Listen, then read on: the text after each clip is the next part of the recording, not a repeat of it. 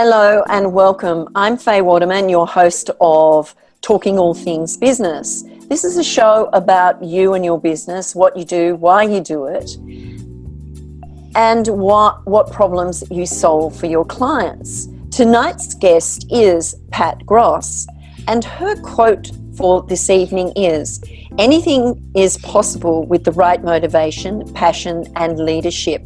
From grassroots upwards, a little inspiration goes a long way." Pat developed an entrepreneurial streak that she now uses to motivate businesses and community groups to step outside of their everyday spaces and to think and plan to take their businesses to the next level. Pat works with a whole organisation to remove blockages and to create sustainable change. Pat has spoken to a variety of audiences, incorporating examples of client achievements to illustrate what they can achieve. Pat challenges businesses and not-for-profits who want to make a difference to think with an entrepreneurial mindset that make a positive impact in business or community in a climate of uncertainty and risk. Welcome, Pat, and thank you for your time. Sorry. It's a pleasure, Faye. Beautiful. Now, Pat, tonight I would like you to share who you are, what you do, and why you're passionate about what you do, and what sort of things that you do within your business that helps your clients become successful. Okay, I suppose the bottom line is I am a change agent. A change agent. And what does a change agent mean? Well, exactly. Well, it's that catalyst that you need to be able to get from A to B. Businesses, right. Whether you're business or not for profit, you have a vision. Yes. Now, it's about how do you achieve that vision. Do you find when you go into most businesses, they have a vision or they don't have a vision? There's a vision out there. I think sometimes it's allowing yourself to dare to dream. To dare to dream. To dare to dream, yes. And that's interesting because it was only about 3 or 4 weeks ago, I was doing some strategic planning facilitation for an organisation and using a methodology called appreciative inquiry allows people to dream because dream is part of the process. Right. And it was just amazing that once these people, this board, and there were board members that actually grabbed the word dream, and for the rest of the session, it was amazing how you could suddenly come up with these really big ideas. This is innovation. So you allow them to use their imagination. Yes. And by allowing them to use their imagination, they came up with not just where they wanted to be, but what it would look like.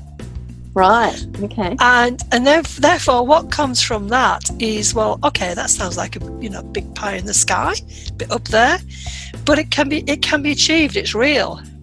The next step is to figure out how to do it, how to get there, and that's where the blockages happen. And that you could be a business, you could be a not-for-profit, whatever. So what sort of blockages do you find that a lot of businesses have? What sort of blockages do you think or find most?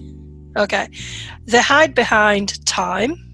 We haven't got time. Yeah, we haven't got time to. They're just too busy. Too busy. So they're not productive. They're too busy. They're too busy in what they're doing right now. Right.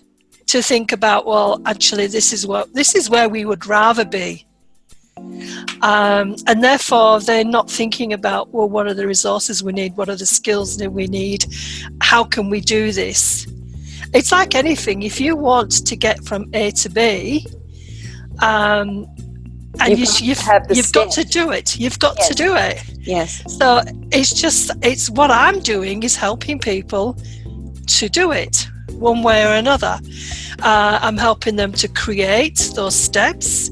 It could be that I have a mentoring program, so I'm working with them over time, so they're accountable. Mm-hmm. And I don't mean it as a task. I mean that, sort of a chore. They actually have somebody there that's helping them along the way. Now, using the entrepreneurial mindset, it becomes something fascinating.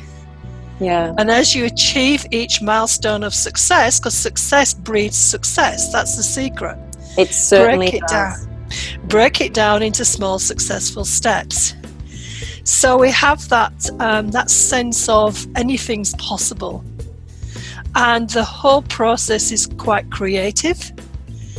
And In the right frame of mind, anything is possible, isn't it? yes, You've got to it have is. that right mindset, don't you? And the commitment to work on that mindset. Yeah. Yes. And take the action steps. Yes, yes. And so I can work with an organization, and I'm finding that the whole idea of having a 3-year plan, a 5-year plan, the vision is, for some, they've not really thought about it. For others, it's there, but it's more process driven. Right. Do you And find that their systems are in place and they're good systems, or do you find that they lack systems within their business or organisation? It's very mixed. I have seen both large organisations, multi-million-dollar businesses, and I've seen the small organisations that have been both. You've had those who are really, really good, really well defined, able to measure their successes, and they're backed up by their systems. And there could be a small organisation or a large organisation, and then I've seen it the other way around, where I've been really surprised that you have the large organisations which may have been built on a level of success, but inside there's a lot of things that are not quite going as efficiently as they could be. So they don't have those systems, those real tight systems that will get them flowing through their business day-to-day activities. Well, yes, but it's not just the systems for the day-to-day activities. It's systems for actually being able to, at the end of the day, you have got a plan, and it's the systems that be able to create the change. Yes. To get you from point A to point B. Yes. You can have systems in place and be stagnant. Yes, if you don't know how to use those systems, or you're not well versed in how they work, or knowing what your job role is within an organisation. Well, it could be a job. No, every businesses, organisations are like humans. We're changing all the time. Yes. We have to change to stay up with what's going on out there. Yeah. And it means that the resources within an organisation also need to adapt over time. Yes. So it's not just about people, knowing what their jobs are. Those jobs will change. Those skills will change. How do you then keep the knowledge inside the organisation up to date and ahead? So what do you do in that situation when people have gotten to a point where their skill set has advanced as far as they can go, but they need to do other things within the organisation, but they don't have the skill set for it? How do they deal with that? Well, any organisation that knows where it's going will know what skills are needed, and therefore they will build in measures which could include the professional development, or it could be bringing in the services that are needed. Right. So that's a whole HR issue. That's the whole HR side of things. Right. And look, yeah, systems are great, but what I work on is yes, something has just come to mind. They are important, and when, I'm not saying they're not, but I've just had this sort of, have a story of an organisation. One of the things I'm very good at is getting grant money into organisations. Yeah. Once you've got a dream, once you've got an idea, and people say to me, this is the one thing where, this is my unique proposition basically, is that you come to me with an idea and I can turn that idea into money. And look, that's either it's something that you might be able to get a grant for, or it's how do you then bring it to the marketplace? Yeah. How do you market? How do you put it together in a package to actually market it to the marketplace? Yes. And I know that you're good at doing those sorts of things and coming up with the ideas, the strategies and the structures and everything like that to build those packages. So when you go into an organisation and you do your audit or you do your health check, as you call them, and you find that there are discrepancies, can we say discrepancies, or lack of something within a section of an organisation, what sort of things do you do? Because sometimes people don't like to accept that, you know, things aren't really working the way they should be working. Okay, well, this is the one, I come across this quite a lot with the clients I work with, when there is strife. And I would say take the personality out of the process. Yes. Because whatever an issue is, there's likely to be a process behind it that probably has not been adhered to. Yes. The policies, the procedures in the organisation may need changing.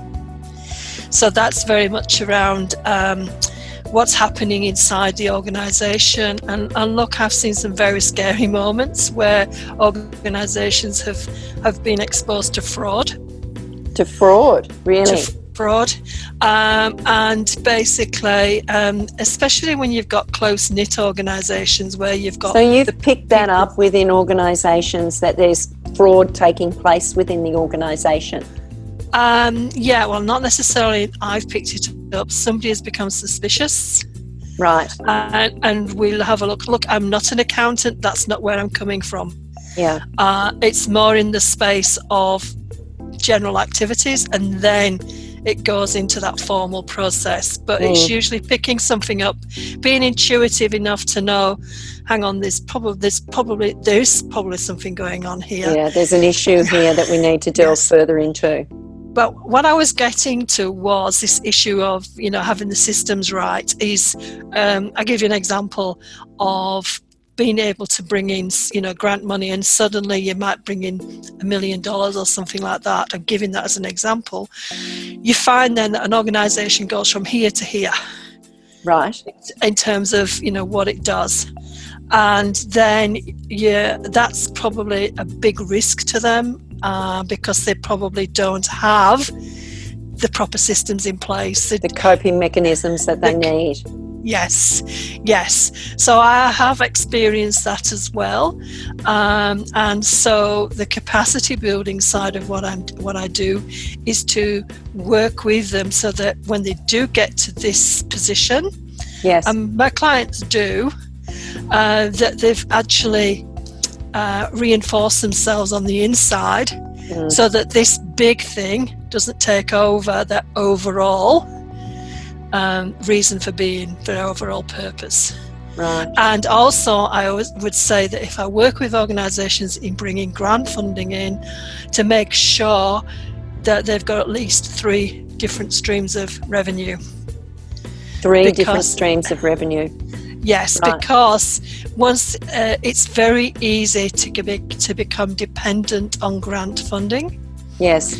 And if you do that and the grant funding comes to an end, a few years ago there was a big shake-up with the federal grant system, and as a result of that there was organisations, again this is in the community space, but there were organisations that traditionally got, you know, funding year on year on year, and this sort of became complacent. This whole new, basically throw everything in the air and see what comes down, completely changed. Organisations and local business people in employment suddenly found themselves out of a job. Right. Yeah. Oh, yeah. It was pretty. It was. It certainly changed the footprint. And destabilised, you know, some of what was going on in communities as well. Okay. But it was a really good example of why you should never become dependent on any particular income On stream. one that's not stream of sustainable. income. You need to Yes. have multiple streams of income within a business. You can't rely on just one. And that's Yes. any business, whether it's big, small, medium, or what it is. There needs to be those multiple streams of income, doesn't there? Yeah, it's always has to be some kind of a pipeline. Yes. Call it the pipeline. Make sure that you've got, and that's one of the things as well, is to make sure. This is one of the mistakes I made, and I'll hold my hands up to it, because well, back in the UK, I worked in a self-funded, basically unit within a university department. Right. We were actually the market leader, one of the market leaders in what we did in our niche across Europe. And I developed some really, really good marketing expertise. I then went to study at the university to find out the theory behind the practice. Right. But I knew what marketing was. Okay, I came to Australia 10 years basically in a government role, started my own business, and you know what I didn't do? Seriously building marketing from day one. Yeah. Like lots of people who make that transition from a job into, and they may have got this network and these leads already built, and then you start in business and you're doing great for the first 2 or 3 years, and then your market suddenly shrinks because your client moves on, or policy changes, or something happens. Yeah. And I realised that I'd fallen into that trap. But how long down the track was that for you? It was 3 years when the alarm bells started to ring. Yeah. Not because I was, anything was seriously wrong at the time. Just my intuition came and I thought, hang on a minute, what happens if? And then, sure enough, between 3 and 6 years, again, I was dependent on one income stream, basically. Yeah. That, and then something changed, and suddenly I had 2 major clients that for whatever reason, one closed down, one changed direction, and suddenly I had this, I went from here to here. No dilemma. Yeah. And so you can prevent businesses from doing that by doing a health check on them, just looking at their streams of income and giving them some information and some strategies and structures to not allow that to happen to them. Well, yeah, because one of the things, it's just being able to, it's such intuition again. When I say intuition, it sounds a bit wishy-washy, but yes, you're right. I can, and it's always easy when it's not your own organisation, by the way. So I was able to look at, I've been able to look at what they're currently doing.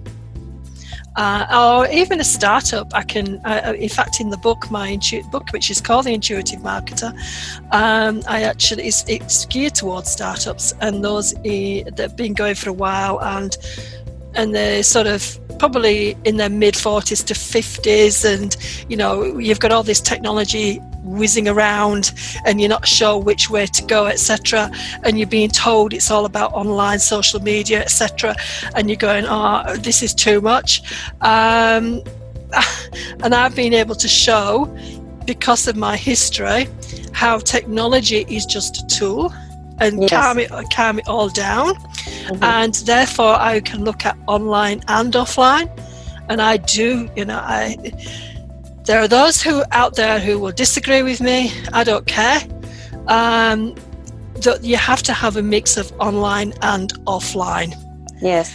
And you would know these things because you actually go into businesses and you work with them and you help them put together online programs and offline programs and look at structures and strategies for those.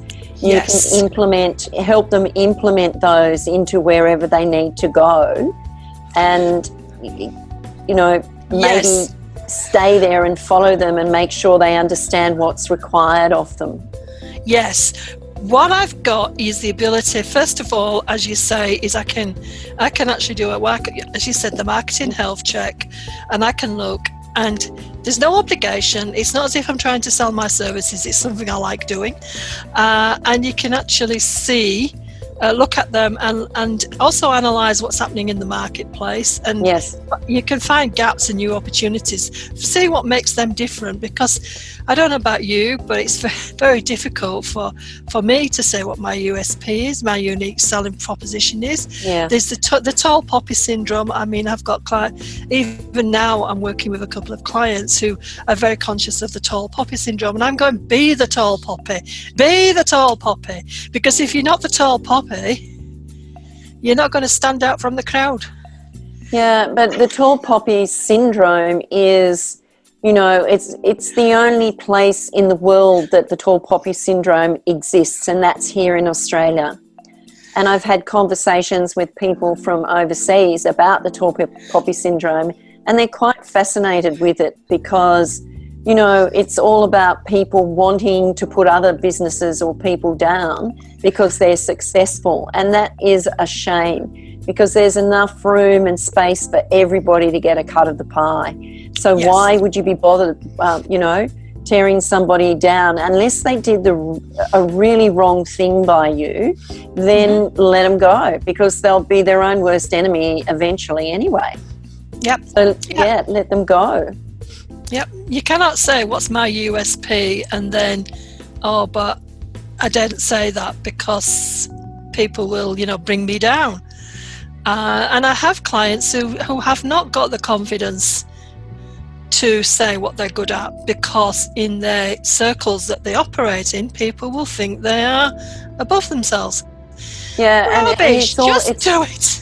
It's all about judgment, isn't it? And I was having a conversation just recently with someone who was talking about, and we were having that conversation about judgment and the fear of not doing the things that you want to do because there's a fear there that you're going to be judged. Yes. I think we have to get over ourselves, let our egos go, and just do it. And if we fall over and we make mistakes, we just pick ourselves up, brush ourselves off, and on we go again. If we fall over again, so be it.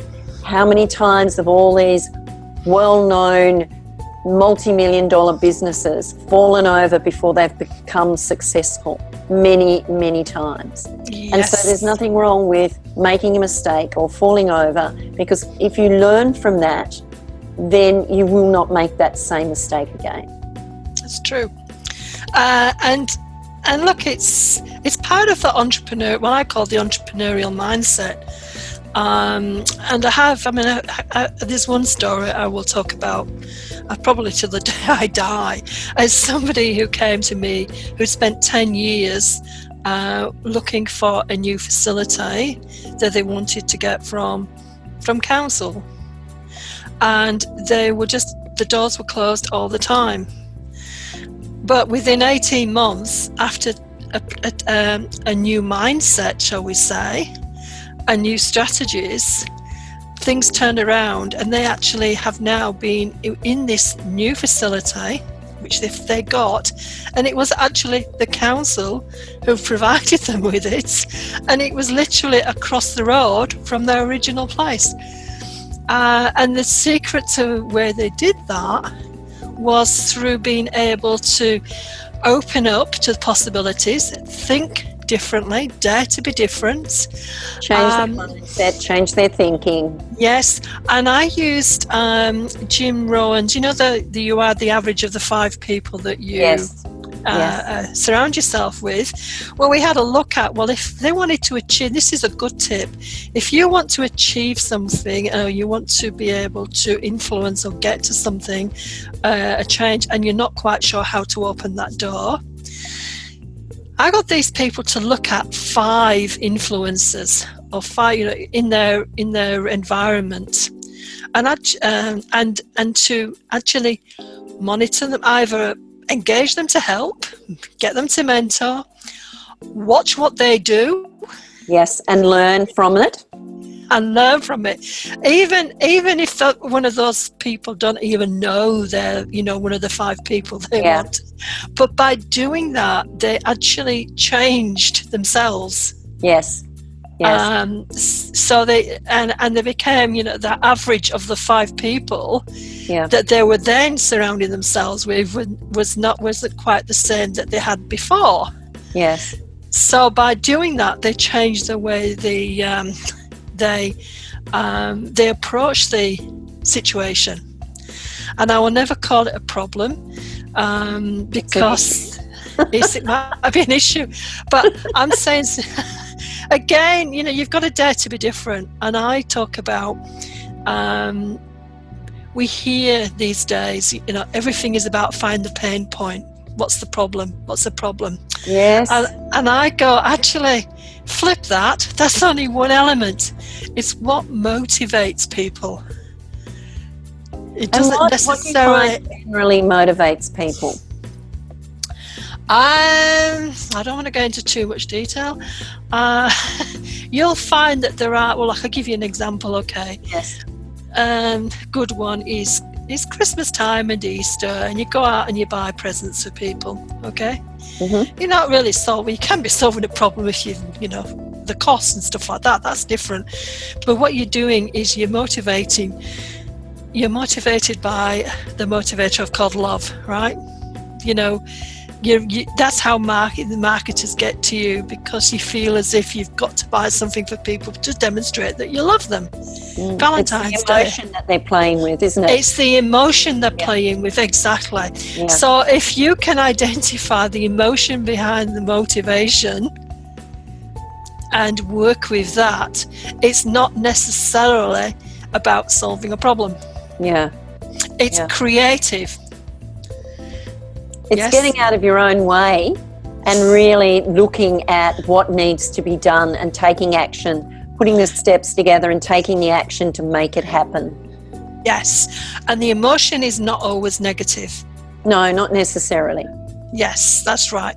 And I think that's one of the biggest sort of problem or biggest thing that happening today is people are talking about the emotion, the deficit emotion, the pain, the sadness, when I'm going, no, there's the other side as well. Once you start looking at different emotions, then that influences everything, the way you approach the market, the message to market, your connection with the market. I'd say to people, just try it. It's amazing what difference it makes. The language you use suddenly changes. As you know, Faye.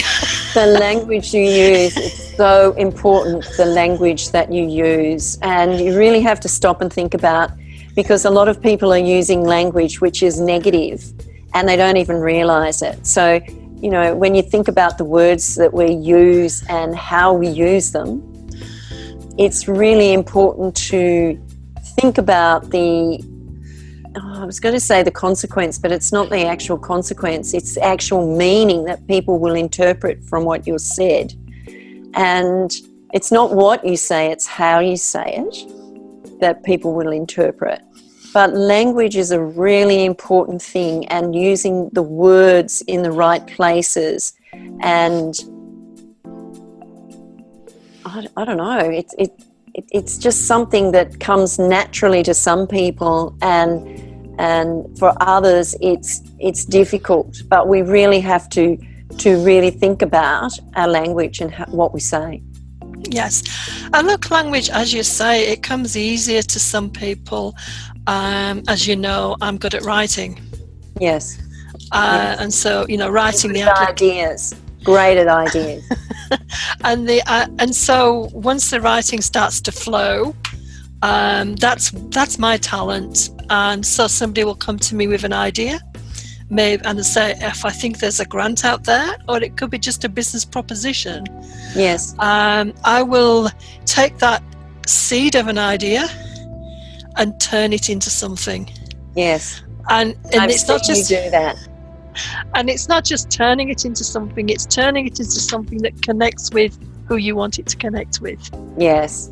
Yes. So you are, look, there's two ways of looking at this. People think of grant writing as being quite dry.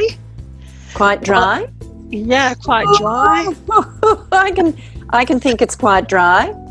I wouldn't want to attempt it. If I wanted a grant, I'd be going to you to get the grant. Thank you very much, and pay you for that. But it's not. But actually, yeah, it can be. But I can tell you now, I've done this because of the ability to write grants. I can easily sit down and write a business plan. Yes. Because it's basically is a business plan. Well, it's marketing. It's marketing on steroids. It's being able to sell a concept to somebody who can fund it. Yes. I mean, under normal marketing circumstances, you would look out there, you'd find a problem or something that people want, and you're looking for that person who can pay. Yes. In many circumstances, they can't pay. So, but there's somebody somewhere else who can, because it's gonna make them look good. This is very, very basic, but for some reason they want to achieve their own outcomes, but they haven't got the resources on the ground to do it. So therefore, you're selling your idea to them above anybody else's to get them for them to give you the money, so you can work with these people over here. Yeah, it's marketing. It's again, you're still selling. Yes, but you're selling it to a different. It's kind of like your partnerships and your joint ventures, isn't it? Doing that sort of thing. Yes, I'm glad you mentioned the joint partnerships and joint ventures. This is something that it came out of the community space originally, and it's still there now, where government is keen that different organisations from different backgrounds, different cultures, should work with each other. Yes, and I've been through that process, having been in a government job, but coming out of that, I was also woefully aware of business people who have gone into some kind of partnership or joint venture, and they've really, for them, it's been money, it's been their families, it's been their livelihoods. And so I've been able to adapt that whole program. And that's one of the other things that I actually can offer, is that, again, it's that preparation before you jump into a partnership arrangement, a business partnership arrangement. And if you do all that, again, it's the same thing. It's the concept, it's the idea, it's the need. It's being able to evaluate whether you're both on the same page before you think you are, because we're always in danger of going into a business partnership situation of going in there with people that we think we know. Yes. They could even be family members, but you think you know them, but you only know them in this environment. You don't know them in this environment. That's right. And so, that's when things can go horribly wrong if you've not planned it beforehand. Yes. So I actually adapted and developed this program so that anybody who is thinking of actually going into this formal arrangement, or it could be just a joint venture, it could be getting together to, as you mentioned earlier, I work with clients to develop programs, and therefore there's a joint venture activity here. Yes. That's not actually in part of the rest of our businesses. It's just this bit here. So again, how would that work? And being able to do that planning before we actually got down to the nitty-gritty. But everything is a risk, but it's everything we do. But it's a greater risk if you don't do any of that. And sadly, there's most of the time, people just go into a business partnership arrangement on a wing and a prayer. Yes, and that's the whole thing, and then trust that it's going to work out, and it doesn't. So therefore, you've got to take that opportunity to make sure that you have the structure and strategies in place. Now, Pat, we're coming to the end. So what would be 3 tips that you would give somebody who was going into business, a startup, or someone who was looking for a grant, or someone who was in business for 2 to 3 years and struggling? what sort of tips would you give them? Just one tip for each. Okay, so the first one was Startup. Okay, build in marketing from day one. Build in marketing from day one. Yeah, and I'd also be looking at, at the same time, I would also be looking at where you want to be in 3 years and 5 years, and then breaking that down to how you're going to do that in 30 days, 60 days, 90 days, 1 year, 2 years, so that you've got I know it's meticulous, but it's a must. It's something that you can measure by, and it disciplines you. Yes. To focus on building the business as opposed to just going into business and seeing what happens. Yes. Okay. So, second is to get a mentor. Yes. Or join some kind of join a bit. I don't. People have heard. I know you have of mastermind groups. Yes, absolutely. And they can be priceless. They can be wonderful things to be in. Yeah. So I'd say mentor, mastermind group, and a network. And a network. Yeah. Okay. It's amazing just because, and I was talking again, one of my mentees was telling me that she's new into working as a solopreneur, and one of the things that she's finding is the difficulty of being isolated. Yes. So, but networks also open up opportunities as well. Networks, masterminds, and you having 3 or 4 people there to sit down and have a discussion about an issue you might be having or something like that are great ways to move you forward or get you unstuck. I actually now this year deliberately made a conscious, because I'm part of a couple of networks, but at the beginning of this year I made a conscious decision that I was going to join 2 networks this year. Right. Now, I'm from regional Victoria. I don't have the luxury of being able to pick and choose networks like you can in a big city like Melbourne. Yes. There just isn't that choice. Yes. But that doesn't mean it's not there. It means think big. Now, that's the next one. So the first one is, networks, masterminds, and mentor. That's that kind of building your own knowledge. Mm-hmm. The second piece of advice is dare to think big, dare to dream. Yes, beautiful. Dare to dream, because if it wasn't for the dreamers of this world, nothing would happen. Nothing would happen. And if you've got a dream and you don't know what to do with it, just talk to me. And then, True. And then the third one, which we haven't really touched on, is that be creative. Be creative. We did actually mention, don't be afraid. Don't be afraid to use your imagination and your fantasy and be very creative. You never know what will come out of it. A creative business that's successful, right? Well, and this is, look, one of the reasons why we were successful as being a leader in our marketplace. Well, one, because we were looking, it was to do with the European Union, so we were constantly looking at what was coming in the policy papers to look for opportunities. That's entrepreneurial. That's seeing what's coming in, using opportunity to do something with it. That's entrepreneurial.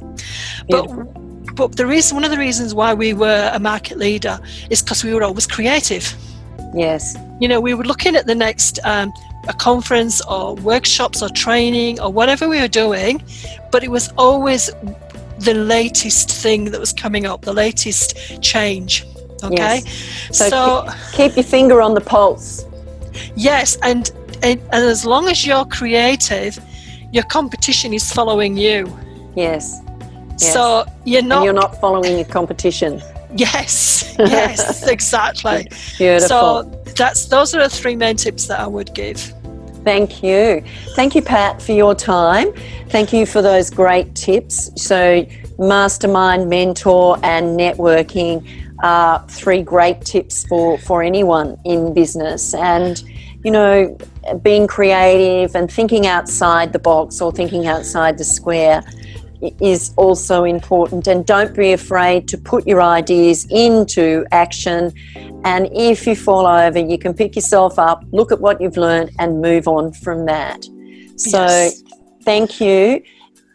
This has been Talking All Things Business with Pat Grosse. Thank you for your tips, Pat, and your conversation and your expertise and wisdom. If you want to be on the show, or you know somebody who wants to be on the show, all you have to do is contact me. There will be a link on the show so that you can actually click on the link and make an appointment with me so that we can have a conversation about you coming on the show and talking about you and your business. It is Faye Waterman, your host, saying good night and thank you, Pat, and bye for now.